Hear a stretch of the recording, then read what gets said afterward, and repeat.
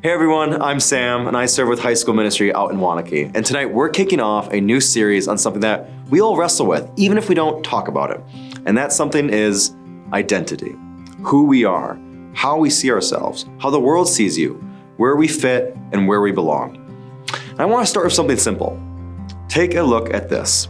This is us, our life, our thoughts, our whole self. So here's what happens when we start to get older and step into the world. Everyone just starts to hand us these puzzle pieces and saying something like, here, take this. This is a part of who you are now. Let me show you what I mean.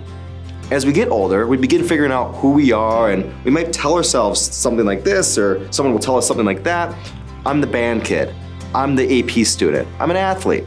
Or maybe socially people say I'm the quiet one, I'm a leader, I'm the funny one. On social media, I have this Instagram profile and I say, this is the version of me that gets all those likes and all those followers. We might even start wrestling with things like sexual identity. Who am I attracted to and what do I do with those feelings? We'll talk about that point more specifically next week. Look, I want to make this very clear. None of these identities are bad. Seriously, they're all a very normal part of life. But did you see what happened as we looked at our picture here? We can barely see the real us at all.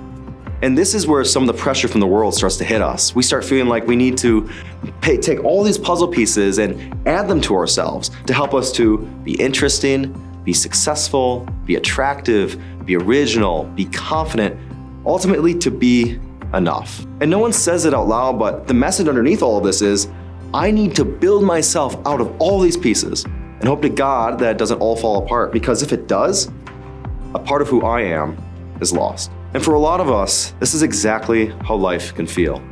Fragile, confusing, exhausting, like our whole self is something that we have to make and hold together with our own hands. But what if I told you that there's a less fragile, less confusing, less exhausting way to approach the question of who am I?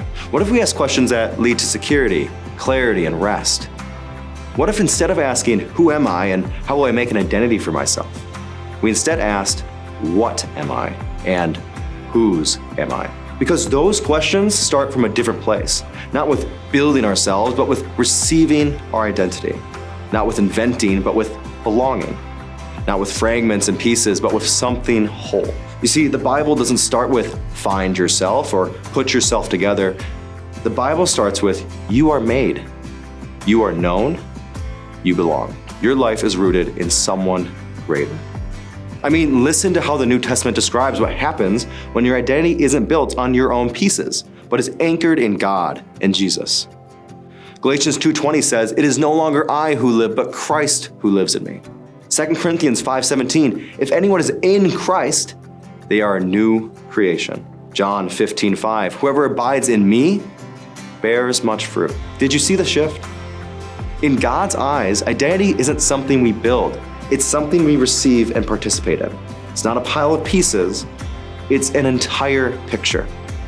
And this is the key idea for tonight.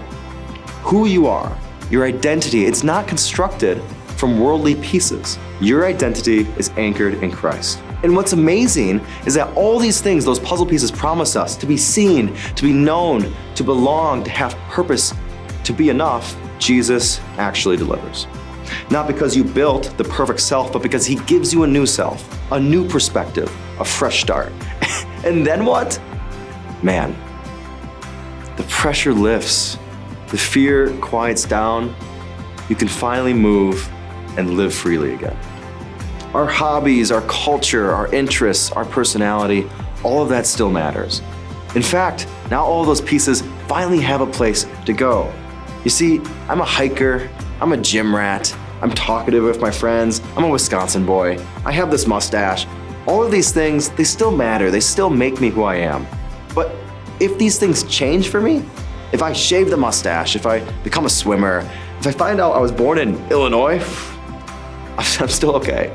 Because those things don't actually define who I am. Because there's only one identity big enough to do that, and that is my identity in Jesus. Here's a question to discuss with your neighbors. What's one hobby or interest that's important to you these days?